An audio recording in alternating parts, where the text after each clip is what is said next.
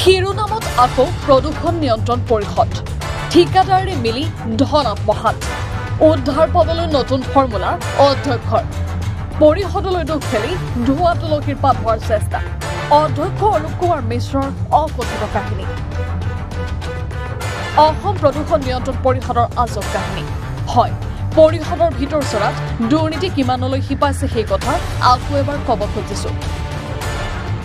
প্ৰদূষণ নিয়ন্ত্ৰণ পৰিষদৰ অধ্যক্ষ অৰূপ কুমাৰ মিশ্ৰৰ বিৰুদ্ধে উত্থাপন হৈছিল ক্ষমতাৰ অপব্যৱহাৰৰ অভিযোগ উত্থাপন হৈছিল ঠিকাদাৰৰ সৈতে মিলি পৰিষদৰ পুঁজি হেৰফেৰ কৰাৰ গুৰুতৰ অভিযোগ পৰিষদৰ ভিতৰ চৰাত সংঘটিত এনে বহু অনিয়মৰ বিষয়ে বাতৰি সম্প্ৰচাৰ হৈ আহিছে এনি ভাৰত 24ত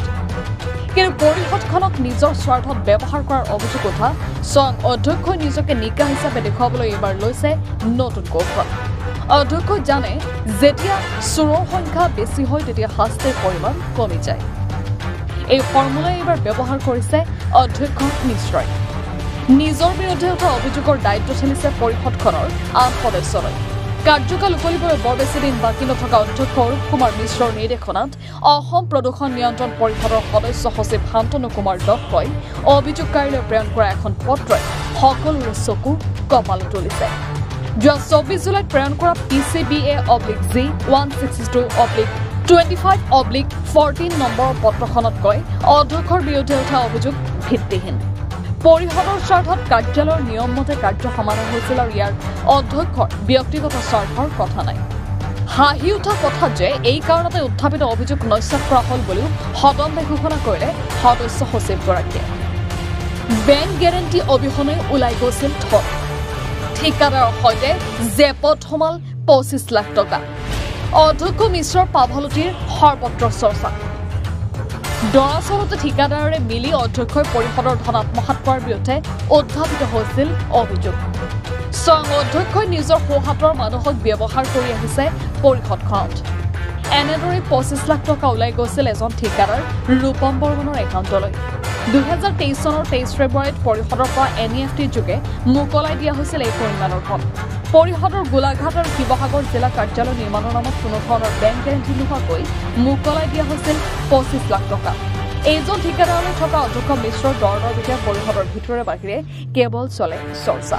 অকল ইমানেই নহয় অধ্যক্ষ মিশ্ৰৰ চৰকাৰী নীতি নিয়ম জলাঞ্জলি দি কেনেদৰে পৰিষদখন চলে যে সদস্য সচিবগৰাকীৰ পত্ৰখনে আকৌ এবাৰ যেন সেই কথাই প্ৰমাণ কৰিছে নিজৰ কুকৰ্মৰ দায়িত্ব পৰিষদৰ আন বিষয়ববীয়ালৈ ঠেলি শুনিপোন অভিনেতা হৈ পৰা সুচতো অৰূপ কুমাৰ মিশ্ৰ আৰু এক ফৰ্মুলা আছে আসনখন এৰাৰ পূৰ্বে অধ্যক্ষ মিশ্ৰই কুৱে বাৱে ধন আহৰণৰ পথ মুকলি কৰি ৰখাৰ বাবে ব্যৱহাৰ কৰি আছে এই formula bureau report any Bharat 24